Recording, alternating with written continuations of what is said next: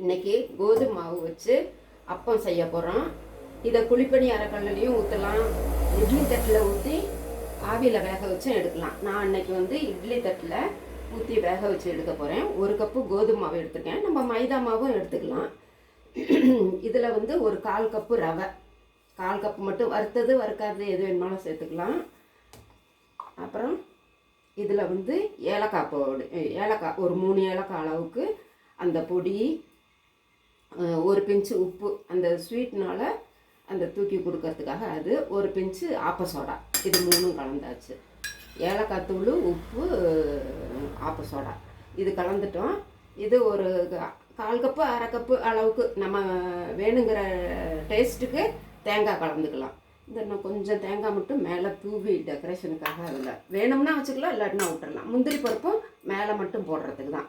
இப்போ இதில் வந்து நம்ம வெல்லமும் 1 கப்பு கோதுமை மாவு மைதா மாவும் எடுத்துருக்கோம். அதில் வந்து 1 கப்பு வெல்லம் எடுத்து கொஞ்சமாக தண்ணி ஊற்றி இதை கரைச்சி வச்சாச்சு.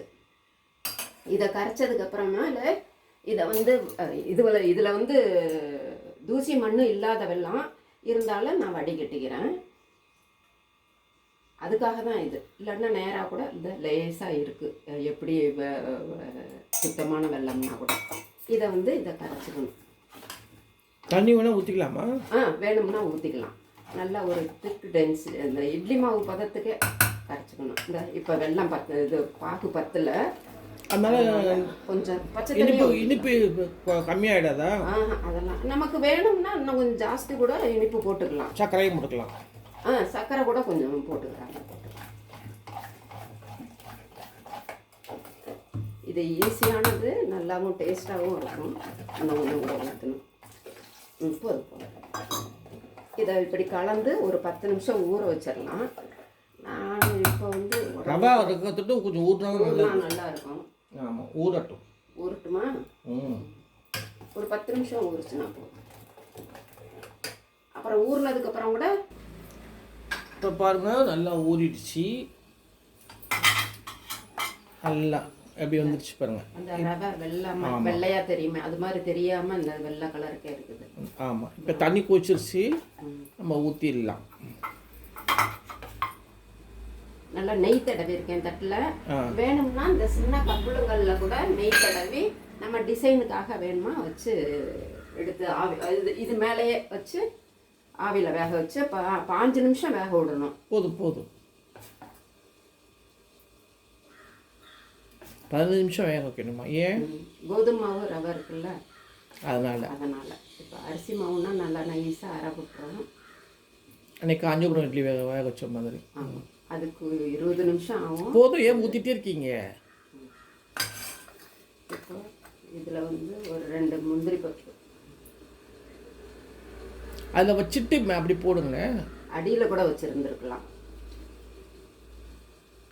அடியில் வச்சுருந்தோம்னா கூட எடுக்கையில் தெரியும். மேலே இப்போ கொஞ்சமாக தேங்காய் பூ நமக்கு அதுலேயே கலந்துருக்குறோம், வேணும்னா போட்டுக்கலாம், இல்லாட்டி விட்டுருலாம்.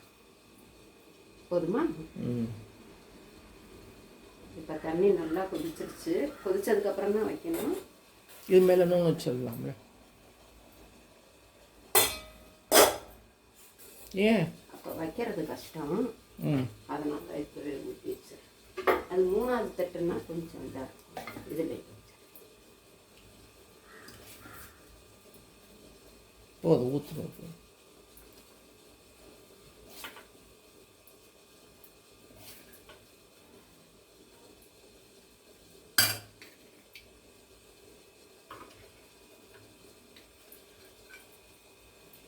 நல்லா தூவி முந்திரி பருப்பு மேலே தூவிடுறாங்க. அடியில் தூவிஇருந்தால் இன்னும் சூப்பராக இருந்திருக்கும். தேங்காய் போட்டாச்சு.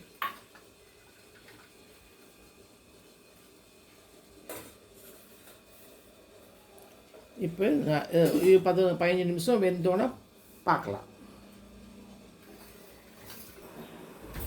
பாருங்கள், வெந்துடுச்சு. சூப்பராக வந்திருக்கு பாருங்கள். நல்லா டிசைனாக வந்திருக்குது, வெந்திருக்குது. நீங்களும் செஞ்சு பாருங்கள். நலந்தானா சேனலுக்கு சப்ஸ்கிரைப் பண்ணுங்கள். பெல் பட்டனை மறந்துடாமல் அமுக்குங்க. கீழே போட்டுறாதீங்க. குரடுதான்.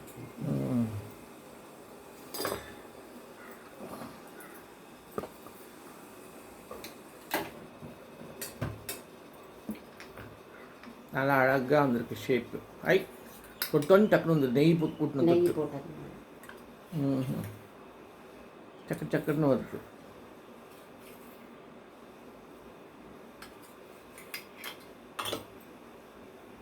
இது தொட்டுக்கே தேவையில்லை இல்லை.